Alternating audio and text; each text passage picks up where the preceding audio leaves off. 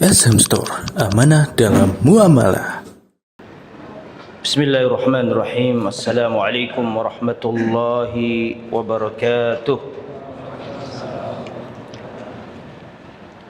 Innal hamdalillah nahmaduhu wa nasta'inuhu wa nastaghfiruh wa na'udzu billahi min syururi anfusina wa min sayyiati a'malina. Man yahdihillahu fala mudhillalah wa man yudlil fala hadiyalah. Wa asyhadu an la ilaha illallah wahdahu la syarika lah wa asyhadu anna Muhammadan abduhu wa rasuluh la nabiyya wa la rasula ba'dah. Allahumma salli wa sallim wa barik ala nabiyyina wa habibina Muhammadin wa ala alihi wa sahbihi wa man sara ala nahjihi ila yaumiddin, amma ba'd. Ikhwatal iman rahimani wa rahimakumullah. Alhamdulillah diberi Allah kemudahan untuk bisa kembali bertemu di Masjid Darul Hijrah, Sekolah Tinggi Agama Islam Ali bin Abi Thalib, Surabaya. Kita lanjutkan kajian kita, kajian kitab Al-Arba'in fi Huquq Rabbil Alamin. Hadis atau kitab 40 hadis tentang hak-hak Rabb semesta alam, atau 40 hadis tentang tauhid. Karena isinya kitab ini adalah 40 hadis yang berbicara khusus tentang tauhid. Dan pada kesempatan yang baik ini kita akan bahas al-hadis ats-tsamina asyara. Kemarin kita bahas dikit itu, sekarang kita ulangi. Al-hadis ats-tsamina asyara, hadis yang ke-18. An Abi Hurairah radhiyallahu anhu, dari Abu Hurairah, semoga Allah meridai beliau. Qala, beliau berkata, qala Rasulullah sallallahu alaihi wasallam, Rasulullah sallallahu alaihi wasallam bersabda,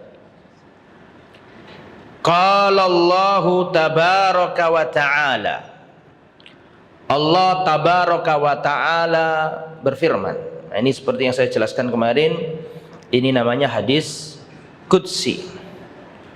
Rasulullah berkata, Allah Ta'ala berfirman, tapi bukan Quran. Nah, kemarin sudah saya jelaskan apa perbedaan hadis qudsi dengan Al-Quran. Kalau Al-Quran itu redaksinya dan maknanya dari Allah. Rasulullah tidak mengintervensi satu huruf pun. Jadi kalau Al-Quran itu lafadznya plus maknanya dari Allah, tidak diganti satu huruf pun sama Nabi. Qul huwallahu ahad, ya sudah, sampai ke Nabi begitu, disampaikan ke umatnya ya begitu. Itu Al-Quran, lafadz dan maknanya, redaksi dan substansinya atau esensinya dari Allah. Adapun hadis qudsi, kalau hadis qudsi itu maknanya dari Allah, tetapi lafadznya, redaksinya dari Rasulullah sallallahu alaihi wasallam. Kalau Al-Quran itu muta'abbad bitilawatihi, orang bacanya dapat pahala per huruf, dikalikan berapa? 10. Kalau hadis qudsi enggak bisa. Dia dapat pahala karena belajar membaca hadis Nabi, tetapi tidak seperti huruf Al-Quran, meskipun sama-sama qala ta'ala. Bisa dipahami ya? Kemudian Al-Quran itu semuanya mutawatir, dari Al-Fatihah sampai An-Nas itu semuanya mutawatir, tidak mungkin ada kebohongan. Ya, sepakat, sahih, absah. Tidak hanya sahih, mutawatir di atas itu. Ya, nggak mungkin ada kebohongan di dalamnya. Adapun hadis qudsi, ya ada yang sahih, ada yang dhaif, ada yang hasan, macam-macam, tergantung perawinya. Nah, itu perbedaannya. Di antara perbedaannya, kita kembali ke materi. Rasulullah sallallahu alaihi wasallam bersabda, qala Allah tabaraka wa taala, Allah tabaraka wa taala berfirman. Tapi bukan Al-Qur'an ya. Nabi meriwayatkan dari Allah. Ana aghna syurakai anisyirki. Aku adalah zat yang paling tidak butuh dengan kesyirikan. Kalau ada orang beribadah kepada Allah, dalam ibadahnya itu ada riya, Allah nggak butuh amalan itu. Man amila amalan, barang siapa beramal, asyraka fihi ma'i ghairi, di dalam amal itu dia menyekutukan ku dengan selainku. Dia sholat tapi untukku dan untuk selain aku. Dia zakat, dia haji untukku tapi di sisi lain juga untuk yang lain. Ingin dilihat orang lain, ingin dipuji orang lain. Taraktuhu wa syirkahu, maka aku tinggalkan dia dan sekutunya.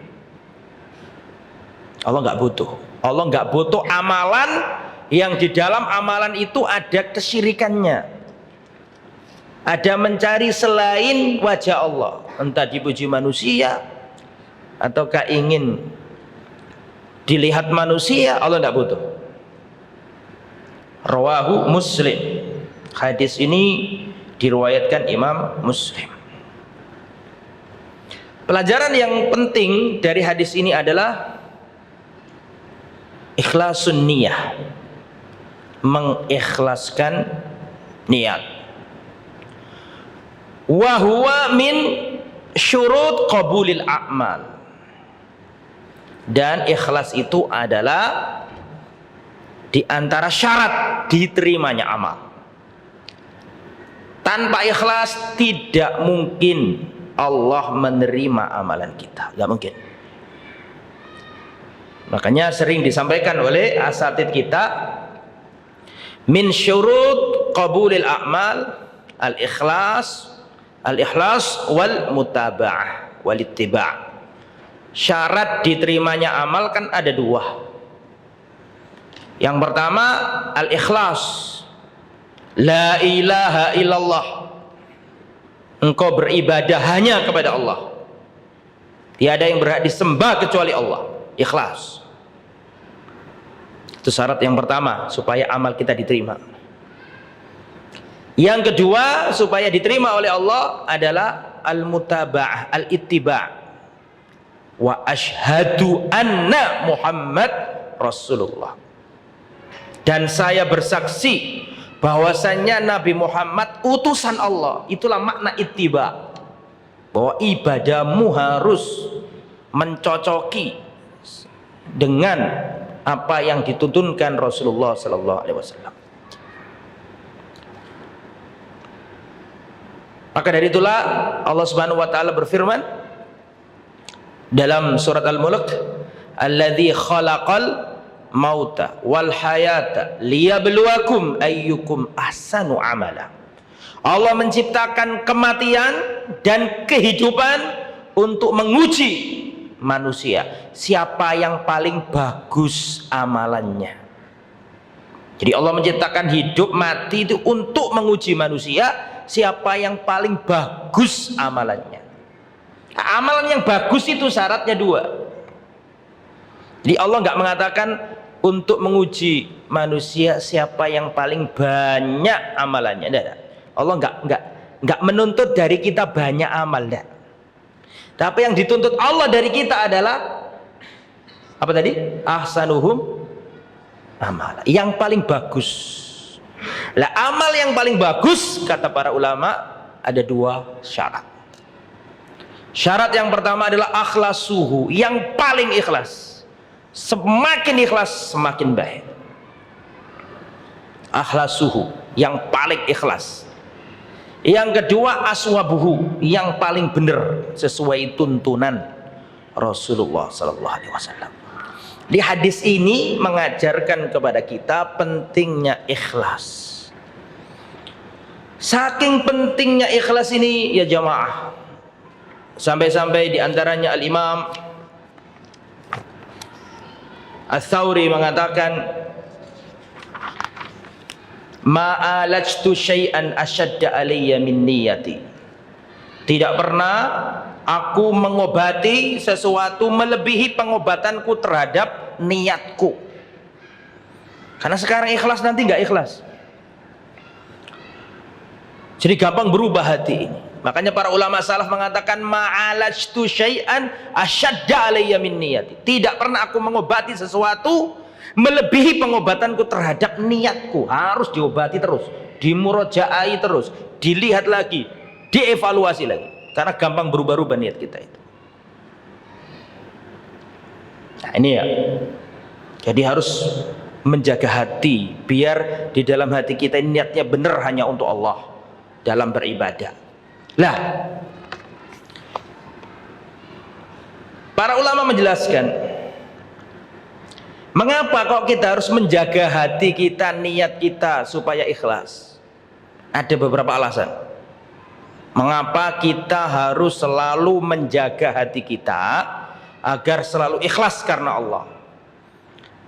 Ada beberapa alasan. Yang pertama, li'annal qalba maudhi'u nadharillah. Karena hati adalah objek pandangan Allah. Allah itu tidak melihat wajah kita, Allah nggak melihat kekayaan kita, Allah nggak melihat rupa kita, ras kita. Allah tidak melihat kita ini dari suku mananya, tidak dilihat Allah. Mengapa kita harus menjaga hati? Alasan yang pertama, karena hati kita itu adalah objek pertama pandangan Allah. Allah nggak melihat sesuatu yang lain dari kita kecuali hati kita. Setelah itu baru amal kita. Mana dalilnya? Riwayat Imam Muslim yang antum sudah hafal semuanya. Innallaha ta'ala la yanduru ila suwarikum. Allah tidak melihat rupa-rupa kalian. Wala amwalikum, dan Allah tidak melihat harta-harta kalian. Walakin yanduru ila qulubikum, tetapi Allah melihat hati-hati kalian.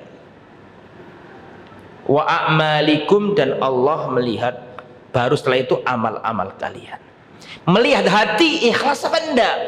Melihat amal ittiba apa enggak? Maka yang dilihat Allah itu dua. Innallaha la yanzuru ila suwarikum wala ila amwalikum. Allah tidak melihat wajah-wajah kalian, ras kalian, suku mana, mau Madura, mau Jawa, mau Arab, tidak dilihat sama Allah. Wala amwalikum, kaya miskin, tidak dilihat sama Allah. Walakin Allah yanzuru ila qulubikum, tetapi Allah melihat hati-hati kalian. Ikhlas enggak hatimu itu? Baru kalau hatinya benar, oh ya ikhlas ini, baru dilihat amalnya. Kan ada dua yang dilihat tadi, qulubikum wa a'malikum. Qulubikum untuk melihat ikhlas apa enggak, wa a'malikum untuk melihat apakah sesuai dengan tuntunan Nabi apa enggak. Kalau pertama kali dilihat hatinya sudah enggak ikhlas, amalnya enggak dilihat. Hajinya enggak dilihat. Oh, ngapain lihat hajinya kalau di dalam hatinya sudah terlihat bahwa ini riya sum'ah, enggak dilihat. Yang pertama dilihat hatinya dulu. Kalau hatinya oke, ikhlas, benar, baru dilihat apa? Amalnya. Sesuai tuntunan Nabi apa enggak.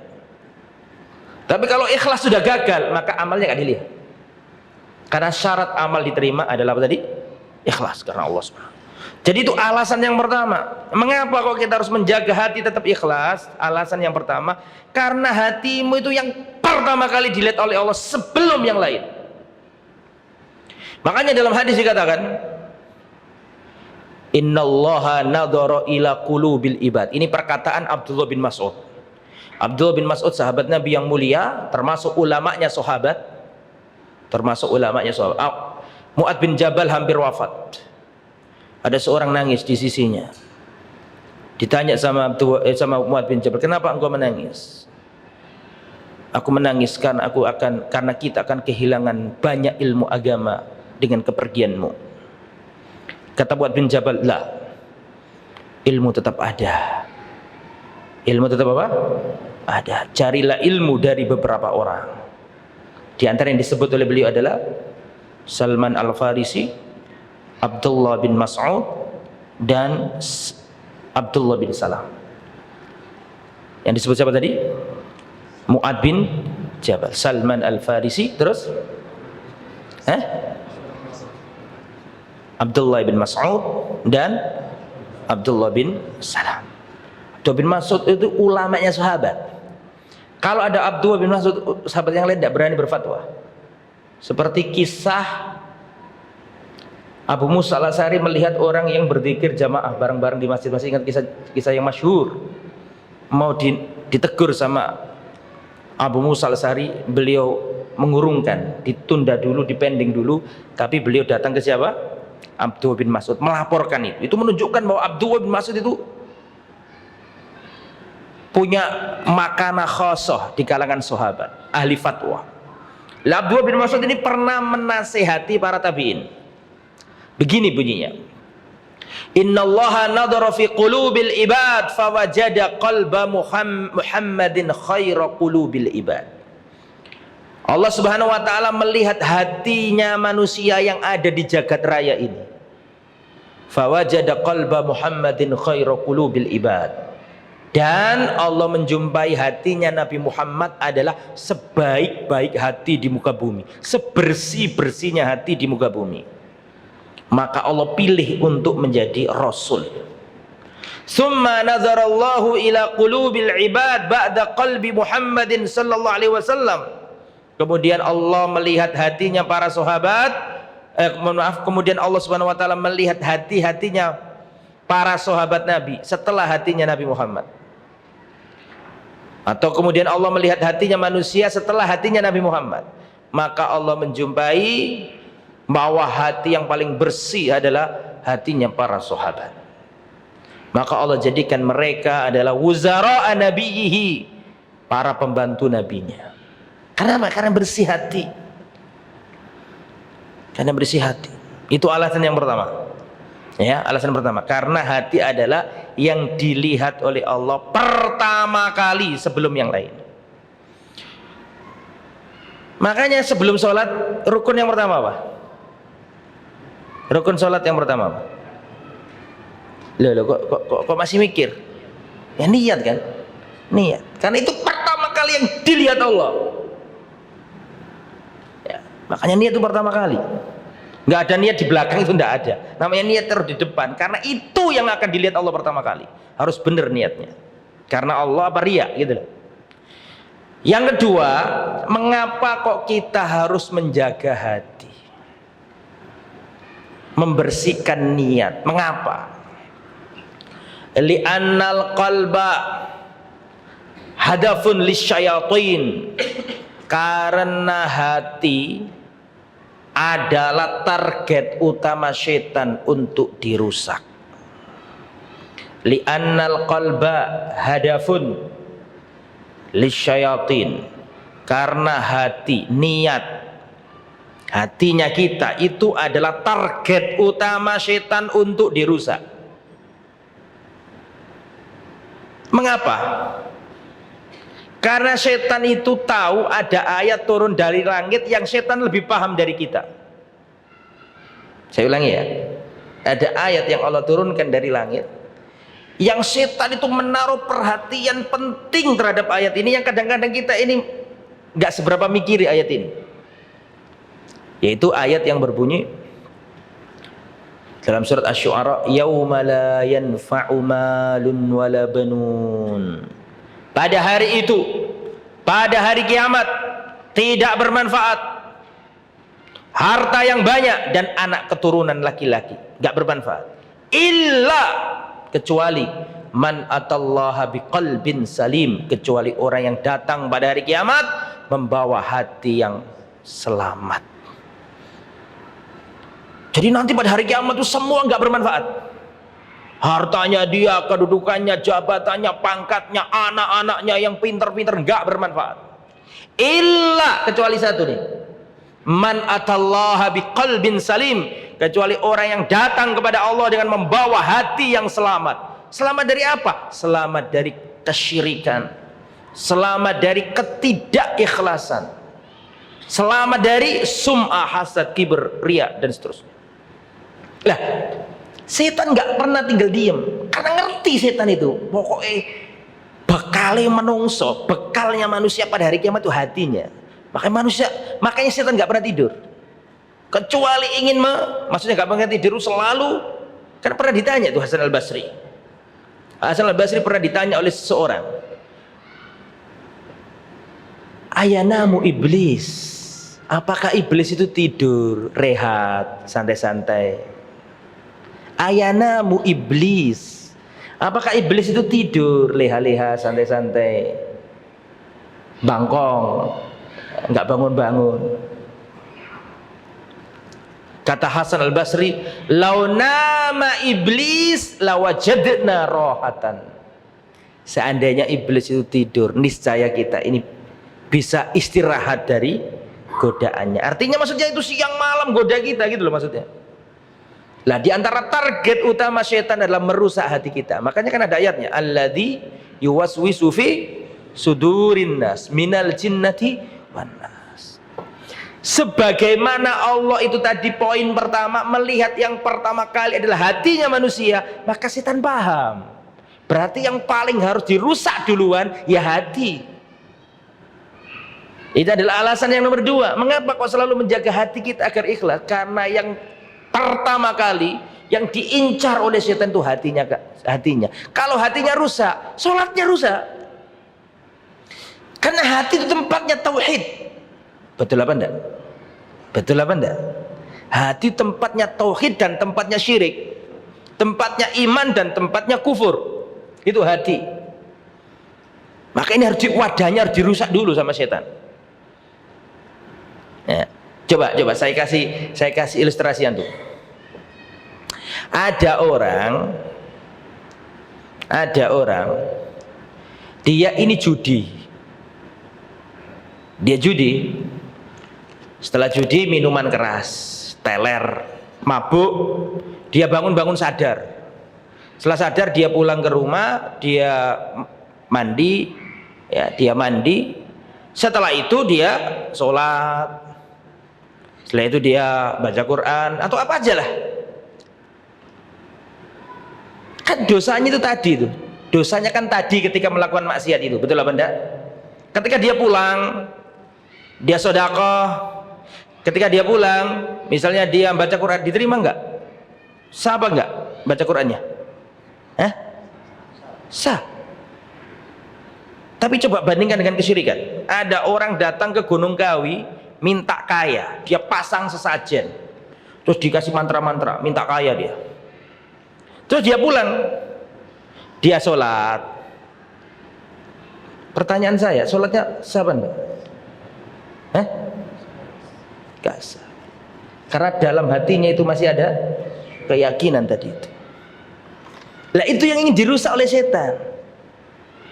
Maka nih, meskipun antum itu meninggalkan tempat kesyirikan, loh, tapi aku kan sudah di rumah. Iya, tapi dalam hatimu kamu masih mengharapkan itu, bahwa ini nanti akan apa?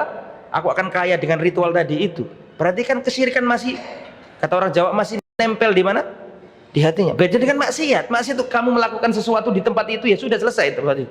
Dosamu dosa, tapi harus istighfar, tapi selesai masalahmu. Tapi kalau syirik gak selesai, karena syirikmu itu masih nempel di mana? Di hati. Dibawa pulang ke rumahnya, diambil pulang sambil berharap mudah-mudahan ritualnya tadi berhasil. Jadi masih nempel nih syiriknya di hatinya nih. Lah ini yang dikehendaki oleh setan, dirusak hatinya manusia. Ya, ini adalah nomor dua. Li'annal qalba hadafun lisyayatin. Karena hati adalah target utama setan untuk dirusak. Yang nomor berapa sekarang? 3. Betul. Li'annal a'mala tatafadalu bitafaduli ma fil qalb. Karena amal itu besar kecilnya ditentukan apa yang ada dalam hati kita. Karena amalan itu besar dan kecilnya ditentukan dari apa yang ada dalam hati kita, niat kita. Maka dari itulah Al-Imam Ibnul Mubarak berkata, ini perkataan bagus dari Al-Imam Ibnul Mubarak, silakan ditulis, dan kemarin sudah saya suruh tulis juga itu. Al-Imam Ibnul Mubarak mengatakan rubba amalin saghirin tu'azzimuhun niyah. Bisa jadi amalan itu kecil di mata manusia, tapi besar di mata Allah karena niat pelakunya. Wa rubba amalin kabirin tusaghiruhun niyah. Dan bisa jadi amalan itu besar di mata manusia, tapi kecil di mata Allah karena niat pelakunya. Berarti yang menjadikan besar dari kecil apanya? Tolong dijawab. Hati, niat. Ya, orang sedekah 1 dirham dengan sedekah 1000 dinar bisa jadi pahalanya lebih banyak 1 dirham. Karena hatinya itu yang membedakan. Mana dalilnya lagi? Dalil yang masyhur yang antum sudah hafal. Rasulullah SAW bersabda, dan sering saya ulangi di majelis ini. Rasulullah bersabda, la tasubbu ashabi walladzi nafsi biyadi law anfaqa ahadukum mithla uhudin dhahaba ma balagha mudda ahadihim wala nasifah. Jangan kalian mencela para sahabatku. Fa wallahi, demi Allah, seandainya kalian berinfak emas sebesar gunung Uhud, kalian tak akan mampu mengalahkan 1 mud sodakonya sahabat Nabi, atau setengah mud sodakonya sahabat Nabi. Dan kemarin saya jelaskan mud itu nggak mungkin emas, karena emas nggak bisa dimut, ya kan? Yang bisa dimut kan gandum, kismis, beras, kurma. Artinya ini Rasulullah membuat perumpamaan yang sangat jomplang. Artinya Rasulullah membuat komparasi yang tidak seimbang. Bayangkan ini 1 gunung Uhud emas, yang satu mud atau setengah mud, dan itu nggak mungkin emas, gandum, ya murah gitu loh. Tapi kata Nabi, 1 bukit emas Uhud tadi itu nggak mampu mengalahkan 1 mud sodakonya sahabat Nabi, nggak mungkin. Abu Bakar nih, gampangannya kalau sekarang nih, Abu Bakar sodako 1 rupiah sama antum 1 triliun. 1 triliun nggak bisa mengalahkan 1 rupiahnya Abu Bakar. Hati kita ini beda sama Abu Bakar. Abarun nasi quluban, manusia yang paling bersih hatinya di muka bumi. Gak mungkin sama. Hatinya berlillah wa fillah, gak ada untuk manusia, gak ada untuk dunia biaya ini. Nah, itulah maksudnya. Mengapa kok kita harus menjaga niat, jangan sampai kena riya. Kenapa harus menjaga hati? Alasannya nomor 3 apa tadi? Karena besar kecilnya pahala itu ditentukan apa? Apa yang ada dalam hati. Bahkan tidak hanya kecil, bahkan bisa hilang. Kalau tadi kan dikatakan ya, bisa jadi amalan itu kecil menjadi besar, dan bisa menjadi besar menjadi kecil, bahkan bisa hilang. Bahkan bisa hilang. Sebagaimana hadis yang saya bacakan pada pertemuan yang lalu juga. Awwalu man tusya'ar bihimun nar, ada 3 orang yang pertama kali neraka itu dinyalakan dengan 3 orang. Masih ingat hadisnya? Bahan bakarnya neraka itu apa? Waquduhan nasu wal hijar. Bahan bakarnya neraka itu adalah manusia dan bebatuan. Awwalu man tusya'ar bihimun nar, manusia yang pertama kali neraka itu dinyalakan dengan orang itu, ada 3 orang. Ada 3 orang yang neraka itu dinyalakan dengannya. Bahan bakar pertama kali neraka 3 orang. Yang pertama, rajulun ustushhida fa'utiya bihi fa'arrafahu ni'amahu fa'arrafaha. Seorang yang mati di medan jihad. Mati di medan jihad. Pada hari kiamat didatangkan, pada hari kiamat dikenalkan kepadanya nikmat-nikmat Allah kepadanya dulu di dunia, dan dia mengakui yaitu nikmat Allah yang diberikan kepadaku. Terus ditanyai, fama amilta fiha, kamu gunakan untuk apa nikmat yang Allah berikan kepadamu dulu? Maka dia menjawab, qataltu fika hatta ustushhitu, ya Allah, dulu kekuatan yang kau berikan kepadaku, nikmat yang kau berikan kepadaku, aku gunakan berjihad di jalanmu sampai aku mati ya Allah di jalanmu. Mati loh ini, korban nyawa ini. Aku dulu berjihad sampai aku mati ya Allah. Maka Allah katakan kadzabtah, kau berdusta, kau berbohong. Walakinnaka qatalta li an yuqal jari, dulu kamu berjuang, dulu kamu itu berjihad supaya dikatakan bahwa kau adalah seorang pemberani. Faqad qil, dan itu sudah dikatakan. Orang-orang sudah menjuluki dirimu jari, pemberani, dan itu sudah dikatakan kamu sudah mendapatkan apa yang kamu inginkan. Fasuhiba ala wajhihi hatta ulqiya finnar, maka diseret di atas wajahnya dan dilemparkan ke neraka. Yang kedua, wa rajulun ta'allamal ilma wa 'allamahu wa qara'al Qur'an. Didatangkan pada hari kiamat seorang yang belajar ilmu agama, mempelajarinya dan mengajarkan kepada manusia. Dia membaca Al-Qur'an, mengajari manusia Al-Qur'an. Didatangkan pada hari kiamat, Allah kenalkan kepadanya nikmat-nikmat yang Allah berikan kepadanya dulu di dunia dan dia mengakuinya. Dia mengetahuinya dan mengakuinya. Terus ditanya oleh Allah, untuk apa dulu nikmat yang aku berikan kepadamu? Maka dia menjawab, dikatakan ta'allamtul ilma wa 'allamtuhu, ya Allah dulu aku belajar ya Allah dan aku ngajari manusia ilmu agama.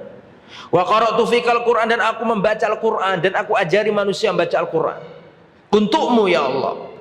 Maka dikatakan kepadanya, kadzabta, kamu berdusta.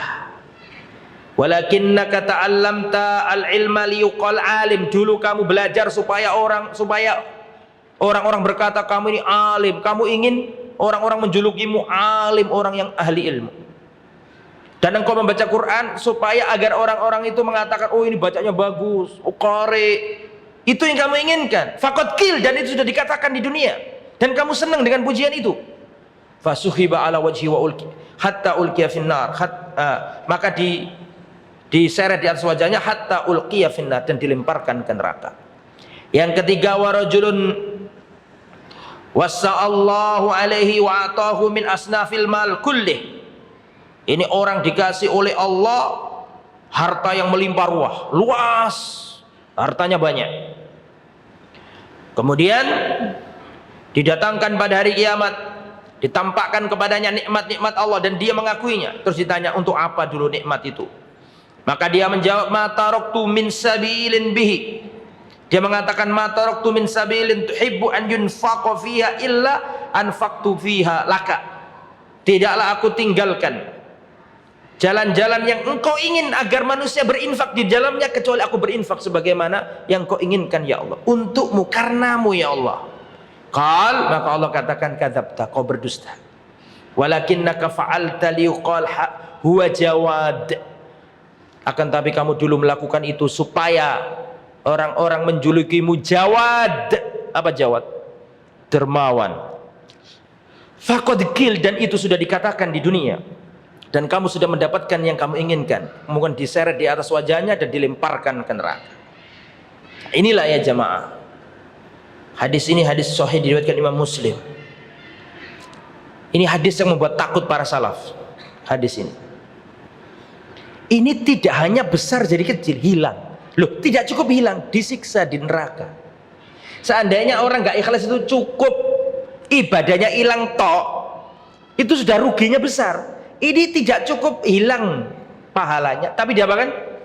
Diazab.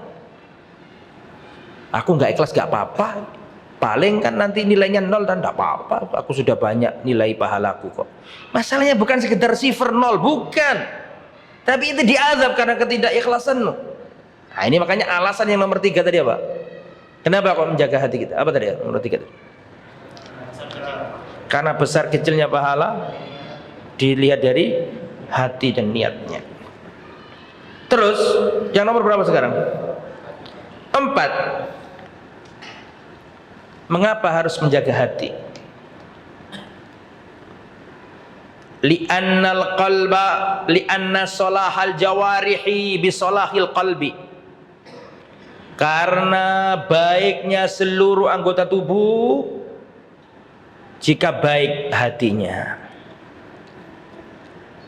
Kan ada hadisnya itu. Ala wa inna fil jasadi mudghatan idza salahat salahal jasadu kullu wa idza fasadat fasadal jasadu kullu ala wahiyal qalb. Ingatlah sesungguhnya dalam jasad manusia itu ada mudghah. Apa sih mudghah itu? Mudghah itu daging yang seukuran satu, nek jare wong Jawa, 1/10.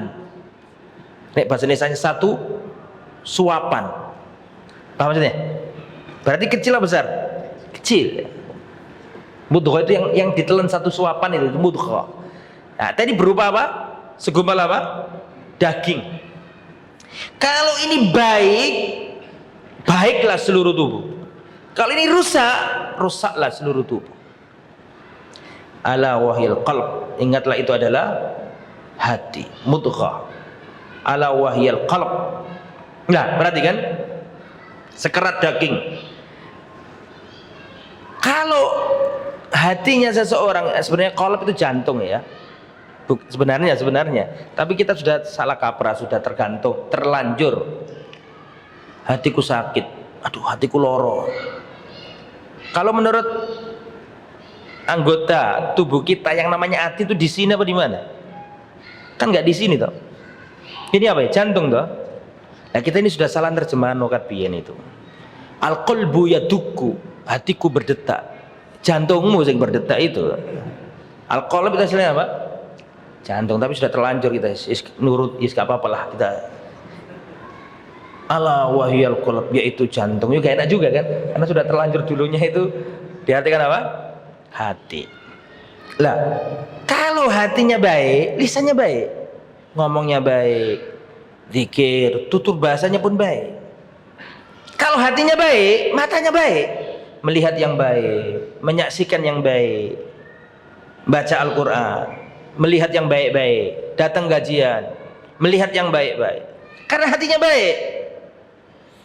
Kalau hatinya baik, kakinya akan baik, kakinya akan berjalan ke tempat-tempat yang baik, jalan ke masjid, nunggu antara sholat maghrib sampai isya, gak pulang dulu. Kakinya ini betah diajak diam di tempat yang baik. Karena hatinya baik. Kalau hatinya baik, telinganya akan baik. Dengarkan yang baik-baik, gak mau dangdutan, gak mau koplo, joget-joget, gak mau. Karena hatinya baik. Orang itu kalau hatinya baik, dengarkan yang risih, gak mau dia. Karena hatinya baik. Orang itu kalau hatinya baik, tangannya pun baik. Megang yang baik-baik, nggak mau megang yang nggak baik-baik. Soalnya ngaji kayak gini pulang-pulang megang remi domino, bisa kayak gitu? Ya bisa, karena kita risih. Nah, orang yang hatinya baik, tangannya akan baik. Orang kalau hatinya baik, kakinya akan baik. Orang kalau hatinya baik, matanya akan baik. Orang kalau hatinya baik, maka pendengarannya pun akan baik, lisannya pun akan baik. Itu maksudnya.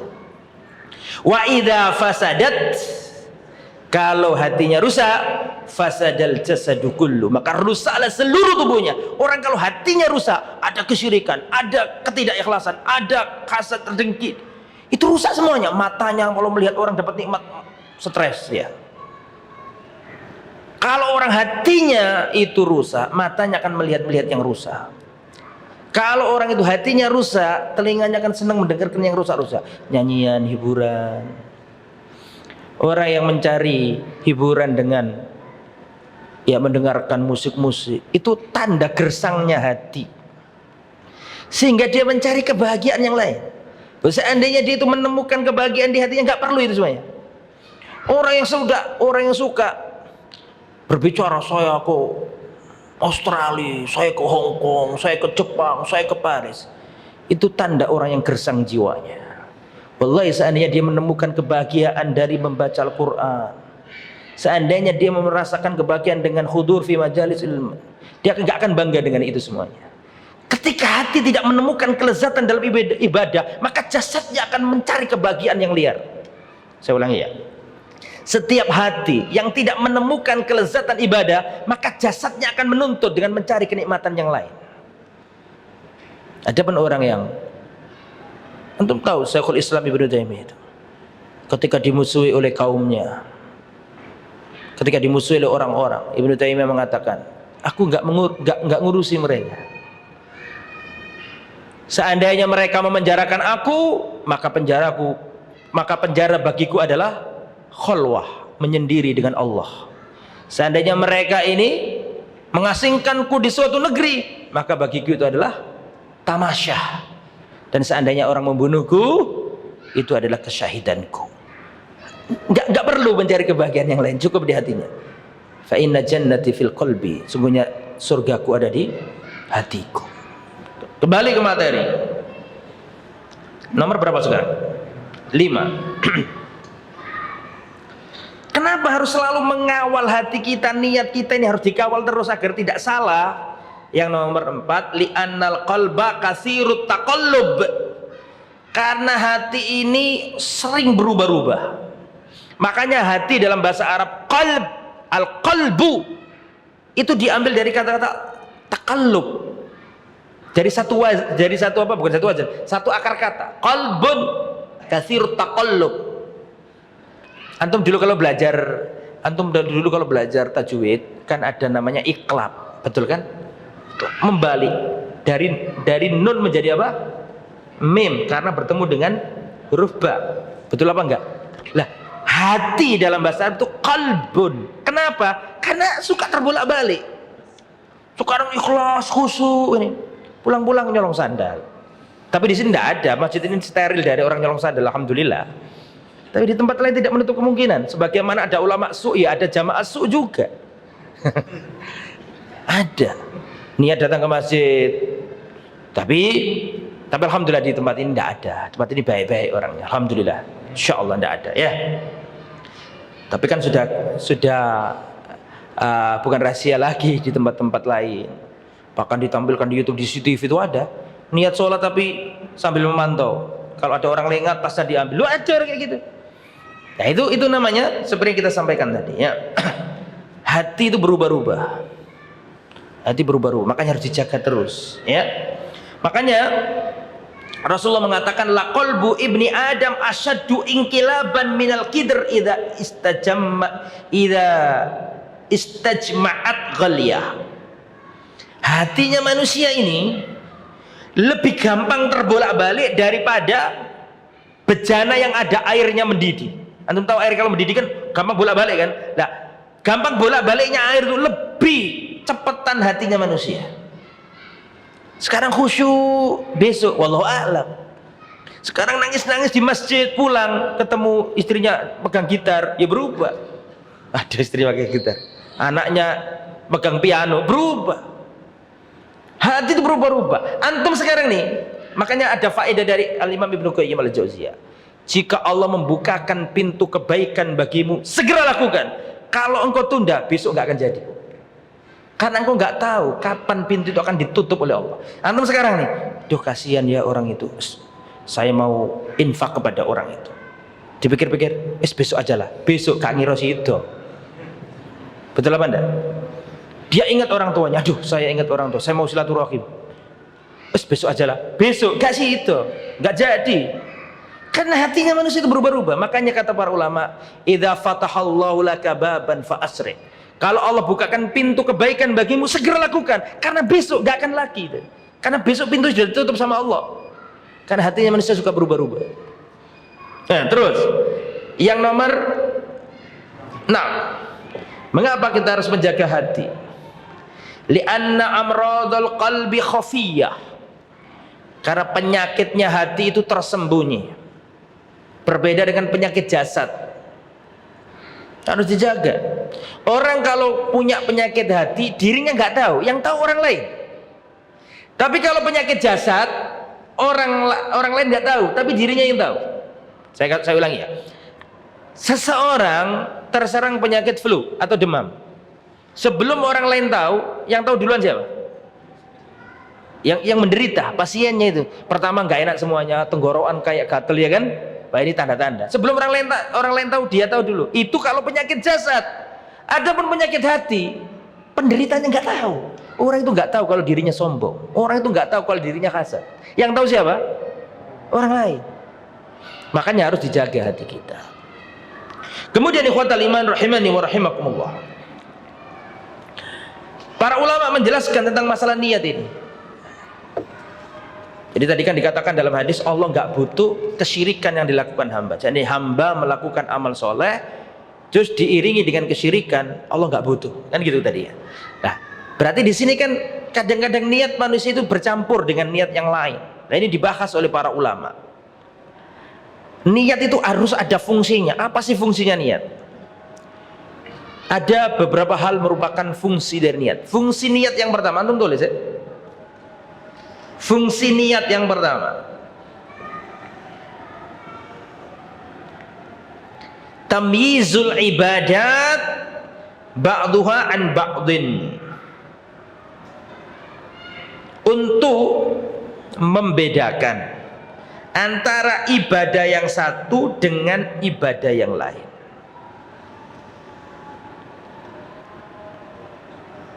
Itu fungsi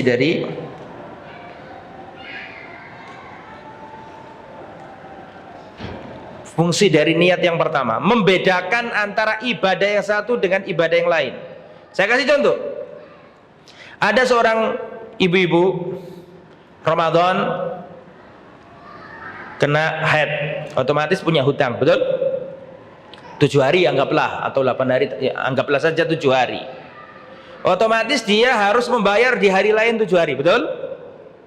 Terus ibunya ngomong, atau seorang wanita tadi ngomong sama suaminya, "Mas, ini saya kan harus bayar puasa, tolong dong saya ditemani biar sama-sama puasa." Ya sudah, nggak apa-apa, aku tak niat puasa Syawal misalnya berarti sang laki-laki puasa apa? Syawal. Yang perempuan niat puasa Ramadan qadha, ya kan? Ini dua orang ini bangunnya bareng, jam 3 atau jam setengah 4 bangun bareng, tidurnya seranjang, bangun bareng, alarmnya pun jadi satu.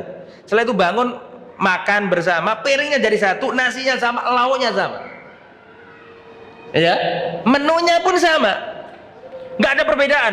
Dari kasat mata loh, nggak ada perbedaan, sama sudah.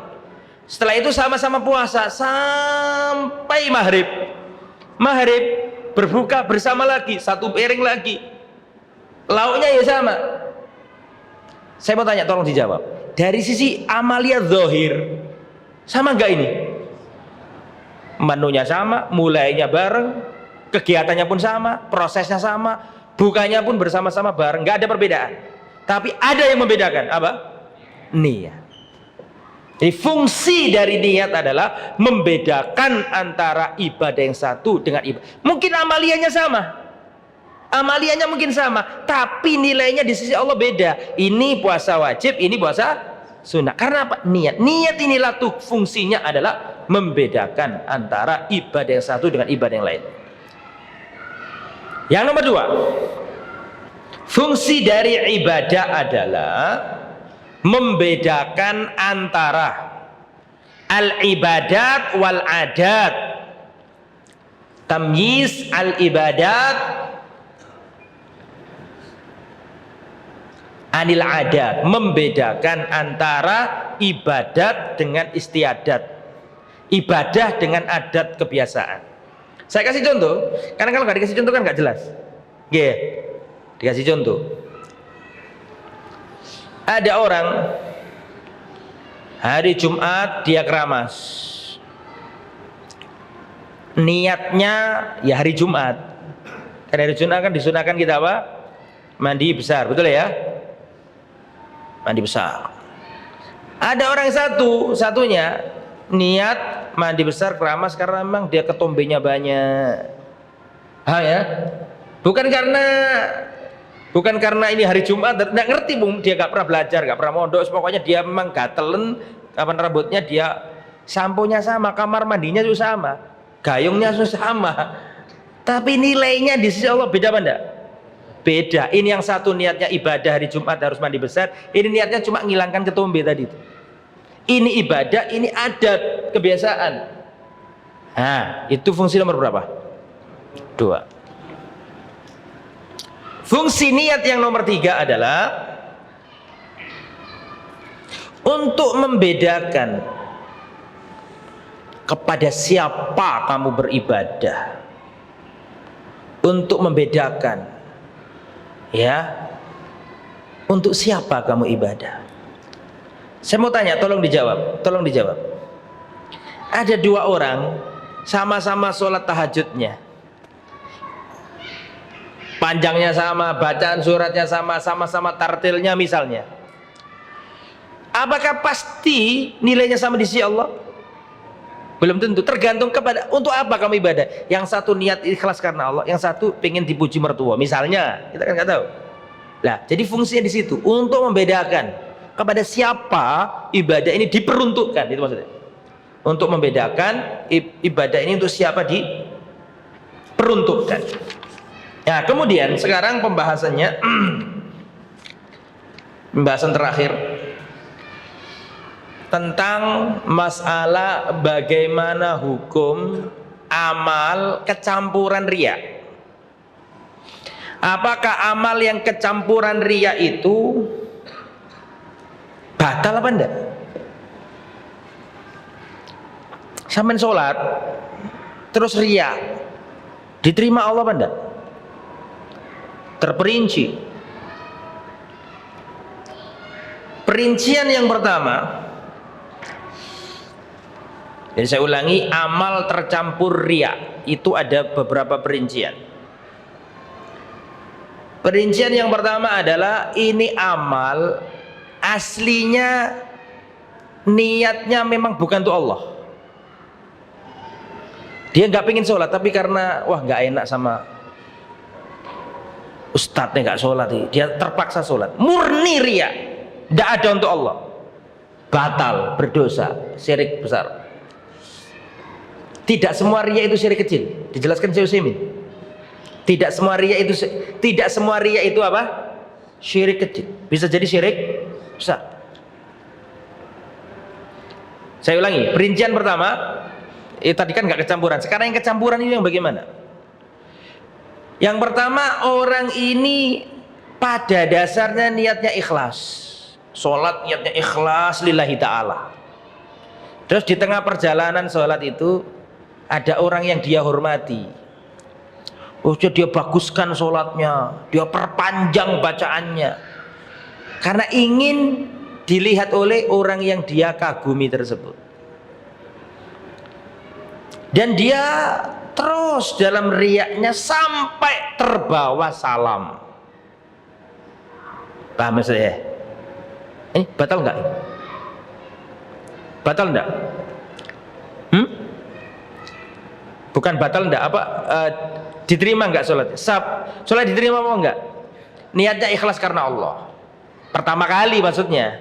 Terus di tengah perjalanan ada sesuatu yang lain yang menyebabkan dirinya ini ingin dipuji orang.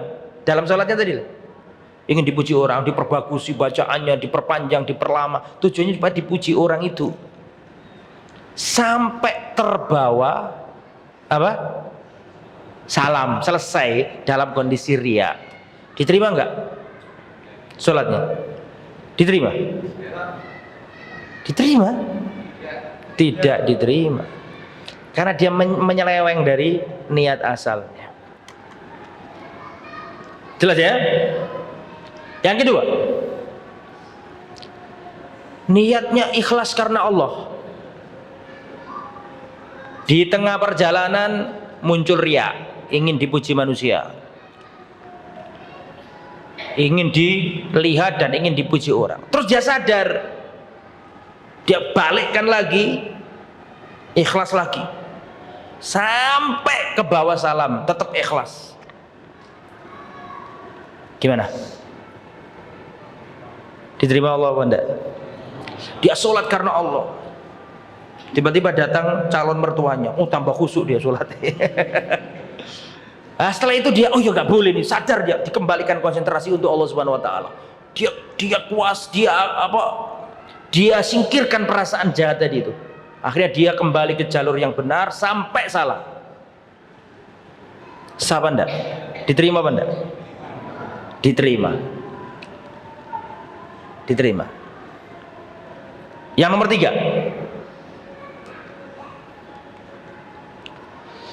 Yang nomor 3 ini pada dasarnya itu ingin dipuji orang. Aslinya nggak pengen sholat, tapi kok ono calon mertua, waduh gak enak, ini gak sholat ini. Sholat dia, karena ada calon mertua. Rokat pertama masih karena calon mertua. Rokat kedua dia sadar, oh nggak boleh ini. Dia fokus ikhlas, sampai salam ikhlas. Diterima ndak? Diterima ndak? Ndak diterima. Karena dasarnya tadi awalnya sudah salah. Niatnya pertama sudah salah. Itu kalau ibadahnya satu rangkaian. Itu kalau ibadahnya satu rangkaian tidak terputus. Tapi kalau ibadahnya terpisah, tidak ada masalah. Contoh zakat. Saya ngasih orang ini misalnya 50, nggak ada orang, ikhlas saya, murni nih ikhlas. Kan terpisah. Ini saya keluarkan 50.000, yang kedua saya kasihkan orang, ada calon mertua. Nah ini baru saya tidak ikhlas. Ini batal karo-karo. Ini apa sing siji tok sing batal? Siji tok sing batal. Kenapa? Karena ini ibadah yang nggak ada sangkut pautnya. Paham maksudnya? Berbeda dengan tadi apa? Sholat kan satu kesatuan. Itu ya. Insyaallah akan dilanjut pada pertemuan akan datang. Mohon maaf atas segala kekurangan dan khilafan.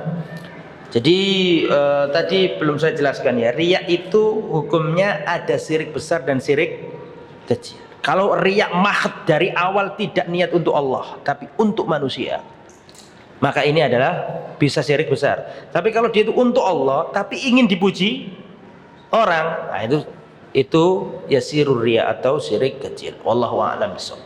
Semoga apa yang disampaikan bermanfaat. Insyaallah akan dilanjutkan pada pertemuan akan datang. Subhanakallahumma bihamdika asyhadu an la ilaha illa anta astaghfiruka wa atubu ilaik. Wassalamualaikum warahmatullahi wabarakatuh.